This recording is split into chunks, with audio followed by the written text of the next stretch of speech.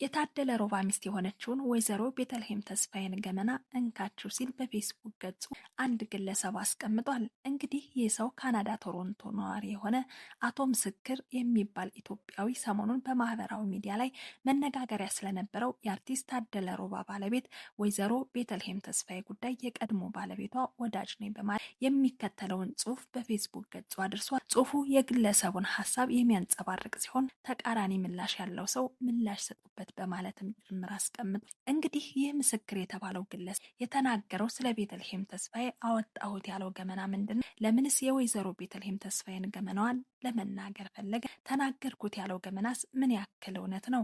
ስሟን ለማጥፋት ወይስ ደግሞ ምክንያት ኖሮት ይሆን? ብቻ የእነዚህን ሁሉ መልስ እሱ የሚያውቀው ይሆናል።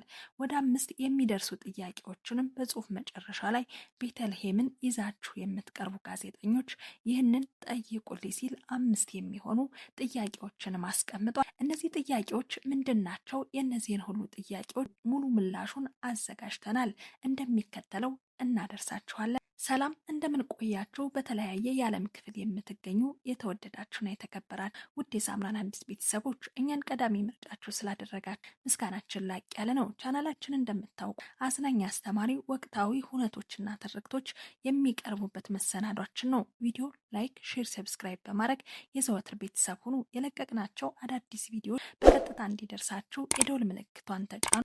ዛሬ የተዘጋጀውን መሰናዶ እንዲህ የማቀርብላችሁ ሪጅ ኦሪዮን ነኝ። አብራችሁን ቆዩ። እንግዲህ ይህ ምስክር የሚባል ግለሰብ እንዲህ ጽሑፉን ይጀምራል።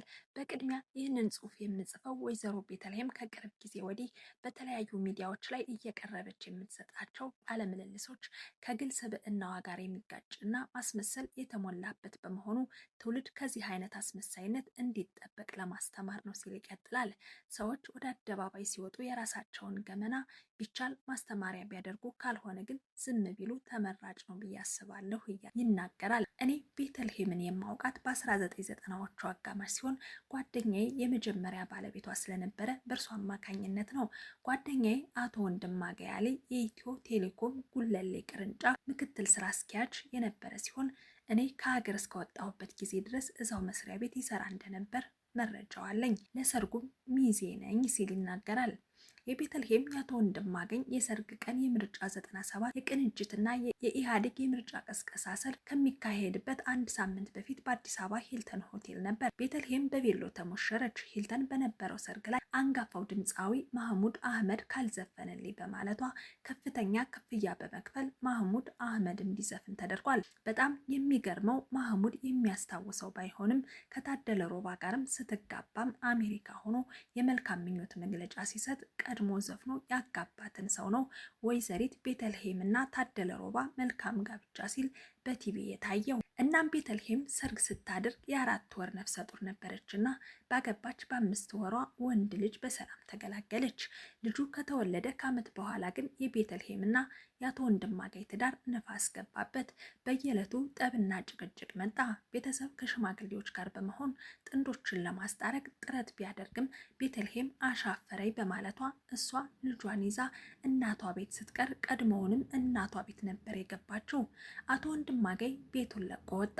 የሚያሳዝነው አቶ ወንድማገኝ ከቤት ከወጣ በኋላ ልጁን እየሄደ እንዲያገኝ ተከልክሎ ስለነበር ፍርድ ቤት ከሶ ነው ልጁን እንዲያይ የተፈቀደለት። ዛሬ የ21 ዓመት ወጣት የሆነው የቤተልሔምና የአቶ ወንድማገኝ ልጅ ከ4 ዓመቱ ጀምሮ ጅም ሰራ ነው እያለች ከቤት እየወጣች ታድር እንደነበር ማስረጃ በማሰባሰብ አባትየው ከ4 ዓመቱ ጀምሮ በፍርድ ቤት ትዕዛዝ እያሳደገው ይገኛል። አሁን የኮሌጅ ትምህርቱን እያጠናቀቀ ነው። ቤተልሔም ልጇን አባቱ ወስዶ ማሳደግ ከጀመረ በኋላ በዓመት አንድ ጊዜ እንኳ ጠይቀው እንደማታውቅ በቅርብ ያሉ ሰዎች ይናገራሉ። ለአዲስ ዓመትና ለዓመት በዓል ብቻ እናቷ ልብስና ጫማ እየገዙ ይልኩለት ነበር። ቤተልሔም ትዳሯን ከፈታችና ልጇንም ለአባቱ ከሰጠች በኋላ ውሎና ዳሯ ጅምና ናይት ክለብ ነበር። በዚህ አጋጣሚም ነበር በቦሌ ሮክ በወቅቱ ስፖርት ይሰራ ከነበረው ታደለ ሮባ ጋር የተዋወቀችው። ቤተልሔም ከታደለ ሮባ ጋር ከመተዋወቋ በፊት የተለያዩ ሌሎች አርቲስቶች ጋር ጓደኝነት የነበራት ሲሆን ከአንዳቸውም ጋር ዘላቂ የፍቅር ግንኙነት እንዳልነበራት ይታወቃል። ታደለ ሮባም ቢሆን ሚስቱን ፈቶ ልጁን ብቻውን ያሳደግ የነበረ ሰው ነበረ። እንደ ማንኛውም ማታ አሳድሮ እንደሚሸኛቸው ሴቶች ማታ ማታ ከናይት ክለብ በኋላ ይዟት ወደ ቤት ሄድ ነበር። ታደለ ሮባ ግንኙነቱን በማጥበቅ አንዳንድ ቦታ ይዟት መሄድ ይጀምራል። ከልጅነቷ ጀምሮ በአደባባይ ከአርቲስቶች ጋር መታየትና ታዋቂ የመሆን ምኞት ላላት ለቤተልሔም ይህ አጋጣሚ ህልሟን የሚያሳካ ሆኖ አገኘችው። ታደለም በፍጥነት ግንኙነታቸው ወደ ጋብቻ እንዲቀየር በመወሰን ሽማግሌ ለእናቷ ይልካል። አስቀድማ ስለታደለ መረጃ ለእናቷ ያልሰጠችው ቤተልሔም ሽማግሌ የላከው አዝማሪው ታደለ ሮባ የተባለው ሰው መሆኑን ሲያውቁ ያብዳሉ። ፀጉሩን እንደ ሴቶች የሚያሳድግ መሆኑን ቴሌቪዥን ላይ ሲያዩ ፈጽሞ አይደረግም አሉ። ቤተልሔም ግን ሙቼ ይገኛለሁ አንቺ ባትፈቅጂም አገባዋለሁ ብላ ሰርግ የመደገስ እንቅስቃሴ ውስጥ ትገባለች። የታደለና የቤተልሔም ሰርግ በ2010 የመንግስት ለውጥ ዋዜማ በኢንተርኮንቲኔንታል ሆቴል ሲካሄድ እናቷ በቦታው እንዳልተገኙ የቀድሞ ባለቤቷ አጫውቶኛል። ከእናቷ ጋር የታረቁትን በስንት ሽማግሌ ጥረት ከታደለ ሮባ ልጅ የወለደች ጊዜ ነው። የሰርጋቸው ቪዲዮ አሁንም ድረስ በጆሲ ኢንደ ሃውስ ሾው የዩቲዩብ ቻናል ላይ ስላለ ማንም ሰው ሊያዩ ይችላል ይለናል። እንግዲህ ጉድና ጅራት ወደ ኋላ ነው የሚባለው ነገር የመጣው አሁን ነው።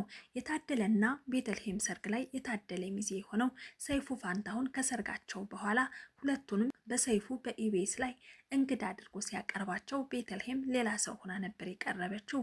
ትዳሩን ፈቶ አንድ ልጁን ይዞ ትዳር መመስረቱን ታደለ ባልካደበት ሁኔታ ቤተልሔም ግን ከዚህ በፊት ትዳር ያልነበራት ልጅ የሌላት አዲስ ሴት መስላ ነበር የቀረበችው።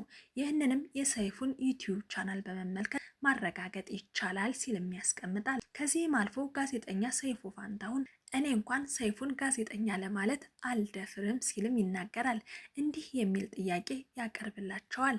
ለመሆኑ እንዴት ነው ይችን የመሰለች ልጃገረድ ልጅ ያገኘኸው ሲለው ከላይ ከተሰጠ እንዲህ ነው በማለት ይሳሳቃሉ። ይህንንም የሰይፉ የዩቲዩብ ቻናል ላይ መመልከት ይቻላል። በነገራችሁ ላይ ታሪኩን ጠንቅቆ የሚያውቀው የቅርብ ጓደኛው አርቲስት ብርሃኑ ተዘራ እንኳ ለታደለ ሮባ ሰርግ ከአሜሪካ አልመጣም ነበር።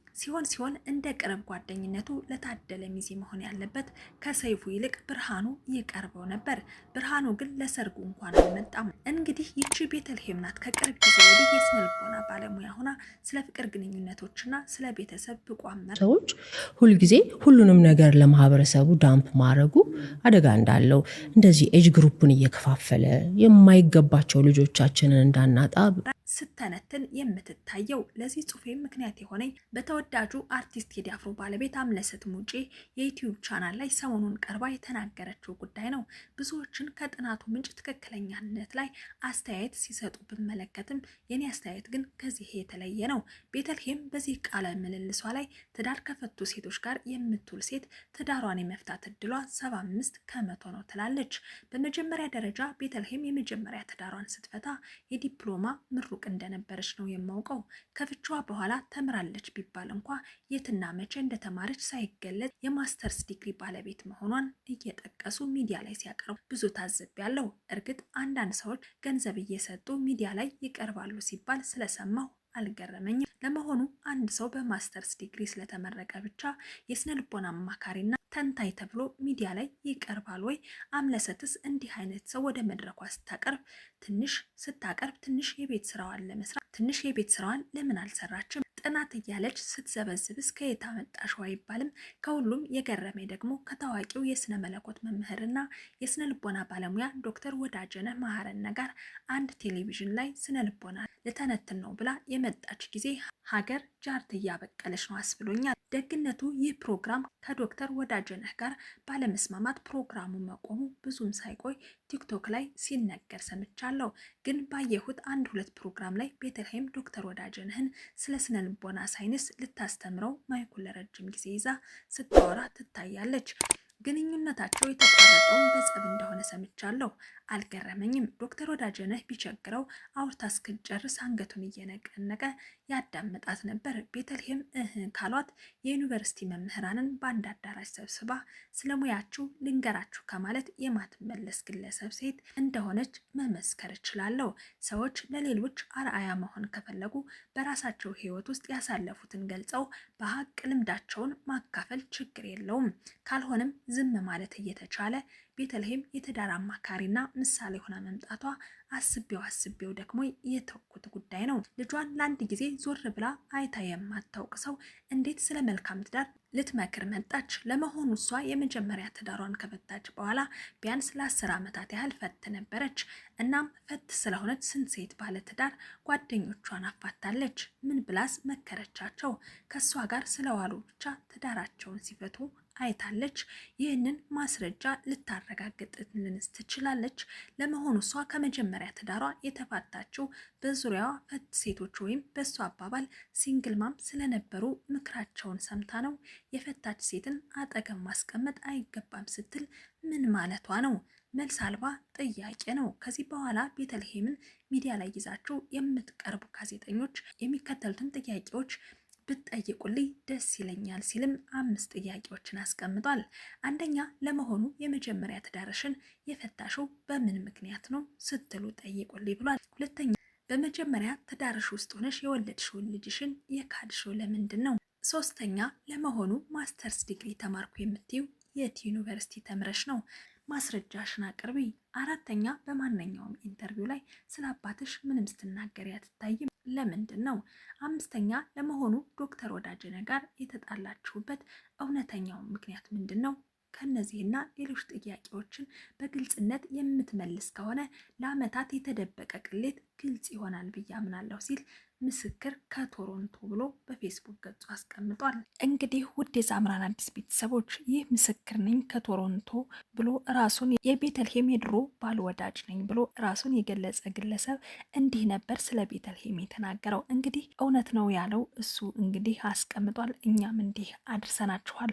ዋናው ነገር ግን መሆን ያለበት ያለፈ ታሪክ ያለፈ ነውና ዋናው ነገር ከስህተት ተምሮ ሰው መሆን ነው። ሰው ፍጹም አይደለምና ሰው በወጣትነት ዘመኑ ሰው ብዙ ነገር ሊያደርግ ብዙ ሊሆን ይችላል። ሰውየውን ሳይሆን የሚጠቅመውን ሀሳብ መውሰድ መልካም ነው ስንል በእኛ በኩል ሀሳባችንን እንዲህ አስቀመጥን።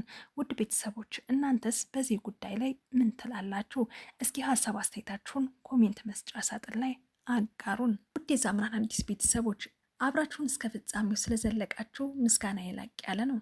ቪዲዮ ላይክ፣ ሼር፣ ሰብስክራይብ ማድረጋችሁን እንዳትረሱ። በሌላ በአዲስ መረጃ እስከምንገናኝ በያላችሁበት ሰላማችሁ እንዲበዛ እየተመኘው የዛሬን እዚህ ጋር አበቃው። ቸር ቆዩኝ።